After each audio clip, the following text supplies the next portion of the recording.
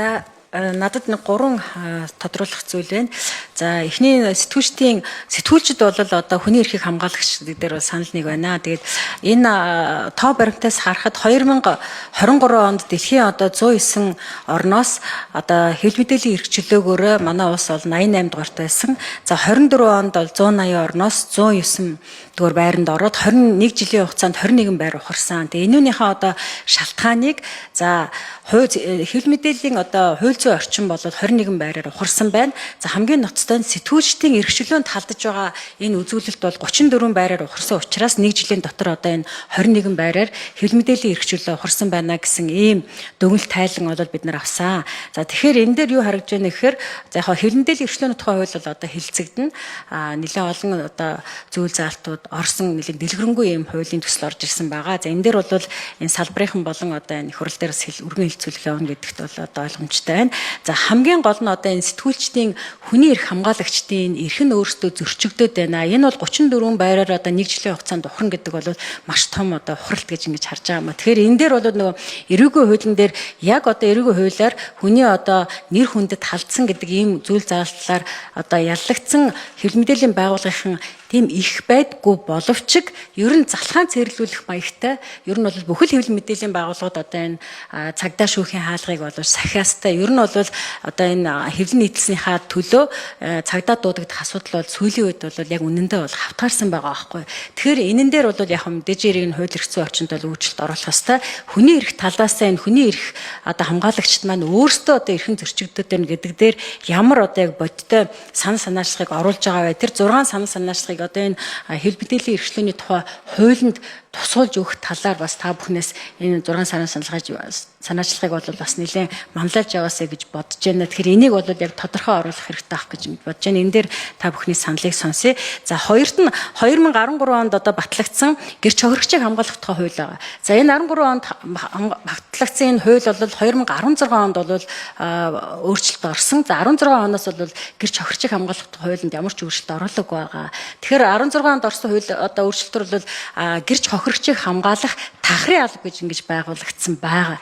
Тэгээ энэ тахрын албыг болоод одоо төсвөн мөнгөний асуудлаас болоод татан болгоцсон. Энэ тахрын алба бол ерөнхийдөө энэ ардчлал хөгжсөн за хүний эрхийг дээдэлсэн бүхэл оронд одоо энэ гэрч хохирогчийг одоо хамгаалдаг ийм систем байдаг.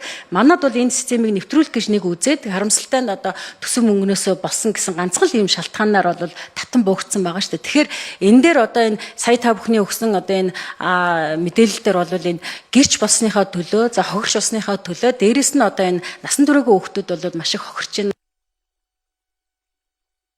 1 минут авах уу? За 1 минут сонгооч. Тэгэхээр энэ дээр энэ тахрын албыг байгуулах тал дээр энэ тодорхой санаачлахыг манай хүний эрхийн комиссаас гаргаач гэсэн ийм хоёр дахь одоо асуулт байна. За гуравт нь ер нь бол энэ үзэл бодлоо илэрхийлснийхаа төлөө ялангуяа энэ дээр бол залуучууд их хамрагж байна. Гав гинжтэй одоо бас энэ хохир одоо ял авдаг. Энэ байдал бол гэрт байгаа нөгөө бага насны хүүхдэд бол сэтгэл зүйн хувьд маш том дарамтд орд юм байна. Тэгэхээр энийг бол энэ хөгжсөн орнуудад бол энийг хүүхдийн эрхийг зөрчиж гэн гэсэн юм одоо зөрчил гэж үздэг юм байна л да. Гэтэл манайд бол сүүлийн үед одоо ялангуяа үзэл бодлоо илэрхийлсэн бага насны хүүхдэд залуучууд бол гав гинжтэй 1 жил, 2 жил, 3 жил гэдэг энэ бол яг байд юм байна л да нэг хэсэг хугацаанд тий. Тэгэхээр энэ дээр бол нэг бага насны хүүхэд тохирч байгаа гэсэн ийм үзүүлэлт энэ дээр та бүхэн судалгаа шинжилгээ хийсэн болов уу? За ийм 3 асуудал. За 4 номер. Тэгээ гишүүний асуултанд хариулъя. За эхний удаад бол энэ манайх хэвлэлийн эрх чөлөөнийхөө югаар эрс одоо муу гэсэн энэ үнэлгээ авсан хэвлэлийн индексээрээ тийм энэ бол яхаа аргагүй олон чухал хүчин зүйлүүдээс шалтгаалж байгаа. Нэгдүгürt бол зайлшгүй хэвлэлийн эрх чөлөөний тухай хууль 1998 оноос өнөөдрийн хүртэл хэрэгжихтэй хангалттай хэрэгжээгүй шинэ хуулийг одоо бий болгож батлах санаачлагууд дотмог байгаа гэдэг асуудал бол яхаа аргагүй орж байгаа. За хоёрдугаарт бол хэвлэл мэдээллийн чиглэлээр ажилладаг сэтгүүлчдийн одоо үзэл бодлоо илэрхийлэх нийтийн мэдэх эрхийг хангах хуулийн хүрээнд явуулж байгаа үйл ажиллагааг одоо ямар нэгэн байдлаар одоо зогсоох, түүнд нь одоо хүндэтгэлгүй хандах, үйл ажиллагаанд нь хүндрэл учруулах, тэр битгий хэл цагдаа хойрох, дасан сэргийлэх арга хэмжээгээс гадна хүнд ял шийтгэл оногдуулж байгаа явдал бол олон улсын хэмжээнд ямар ч тохиолдолд сэтгүүлчийг аль болохоор хуулийн хүрээнд үйл ажиллагаа явуулж байгаа тохиолдолд аль болохоор одоо эрүүгийн хуулиар шийтгэхгүй байх юм үндсэн гол зарчим бол одоо олон улсын хэмжээнд явагддаг. Гэтэл энэ бол Монгол улсад одоо сүүлийн жилүүдэд бол төвхтэй байдлаар хэрэгжиж байна. Тийм учраас энэ бол яхаа аргагүй одоо тэр интекс муудахад бол нөлөөлсөн гэж ингэж үзэж болно. За мөн үүний тод жишээ нь бол одоо өнөр цэцэг сэтгүүлч бол хүний эрхийн үндэсний комиссд бол гомдол гаргасан. За энд бол хоёр талаас нь авч үзэх шаардлагатай. Зайлшгүй гэмтрийн шинжтэй үйлдэлүүд байгаа бол түүнийг бид хүний эрхийн үндэсний комиссийн тухай хуулийн 22-оор бол тэр үйлдэлтэнд бид нар орох ийм хууль зүйн боломжгүй. За гэхдээ хүний эрх хамгаалагчийн одоо үйлдэлийг дасан зогсоосон тэр хүний одоо хариуцсан явуулдаг, эрхлэн явуулдаг хуулийн этгээдийн бүх контентийг бүхэлд нь одоо хааж олон нийтийн мэдэх эрхийг одоо зөрчсөн. За мөн сэтгүүлчийн үзэл бодлоо илэрхийлэх эрхийг одоо зөрчиж байгаа явдал бол хүний эрхийн зөрчлөө нэ гэж хүний эрхийн үндэсний комиссаас үздсэн. Магадгүй зөрчилтэй контент байгаа бол тэрийг одоо тодорхой хугацаанд хязгаарлах асуудал байна уу гэхээс биш, бусдыг бүгдийг нь буруутгаад сэтгүүлчийг тэр чигээр нь харлуулаад тэгээд бас хорихлаар оногдуулж байгаа явдал бол энэ бол хүний эрхийн том зөрчлөө гэж ингэж бид үздсэн.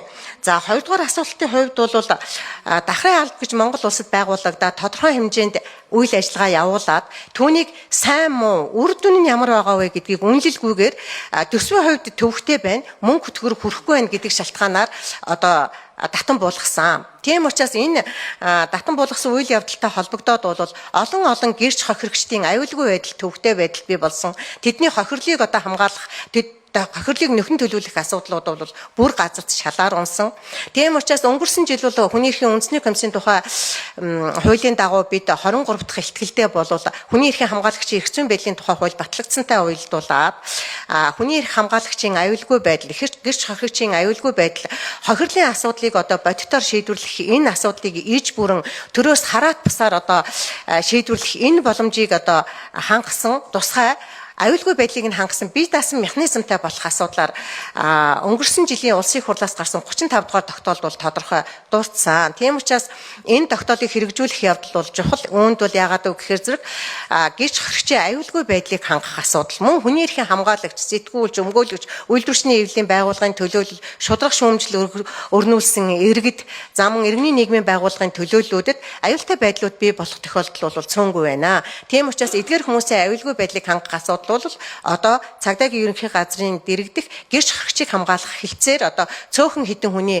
бүрэлдэхүүнтэй ажиллаж байгаа нь бол шаардлага хангахгүй байна. Хөдөө орон нутагт бол нэг мөрдөгчд хариуцуулж байгаа явдал бол туйлын хангалтгүй. Энэ бол гэрч хохирогч, хүний эрх хамгаалагчийн аюулгүй байдал хөдөө орон нутагт ерөөсө хэрэгжихгүй байна гэж ингэж үзсэн учраас өнгөрсөн жил бол бид тодорхой судалгаа хийгээд энэ хараат бус бие даасан механизмыг бий болгох талаар тогтоол тусгасан. Үүнийг хэрэгжүүлэх асуудалаар бид бас анхаарч байгаа гэдгийг хэлье. За болцсноо. За сонгоод хариулчих. Үзэл бодлоо илэрхийлсэний төлөө захин гав одоо хийгээд байж байгаа нь одоо гэртээ хүүхдүүдэд айлгах, ичээх, за мөн одоо зарим тохиолдолд одоо тэр нөгөө гавных нь хугацаанд дуусах, за ингээд энэ байдлаасаа болоод тэр захин гав өөр юугаар өөрчлөгдөх, өөр ялаар солигдох хүртэл ийм төвтэй байдлууд бол бий болж байна. Тийм учраас энэ дээр бол яхаа аргагүй одоо үзэл бодлоо илэрхийлсэний төлөө, шударга шүүмжлэл өрнүүлсэний төлөө торгох ял өндөр байгаа, тодорхой хэмжээний ялын санкцууд өндөр байгаа явдал бол зайлшгүй одоо ардчилсан нийгэмд бол тэр дундаа сэтгүүлчид шударга шүүмжлэл өрнүүлсэн иргэдийн эрх ашиг хамгаалахад бол хүндрэл учруулж байна гэсэн ийм ерөнхий саналыг бол бид бас энэ удаагийн ихтгэлийн тодорхой сэтгүүлчийн энэ бүлэгт бол бас оруулсан байгаа. Тийм учраас энэ асуудлыг бол бид цаашид анхааран хэрэгжүүлэх талдаар бол анхаарна гэж ингэж бодож байгаа. За мөн 2 дугаарт өгсөн саналдаар бол энэ нийтийн ил тод байдлын мэдээлэх тухай хууль бол төдийлөн сайн хууль юм а. Бид нар бас тэр хуулийг бас анхаарч үзэж тодорхой гомдлоо шийдвэрлэх явцад бол хэрэглэж үзлээ.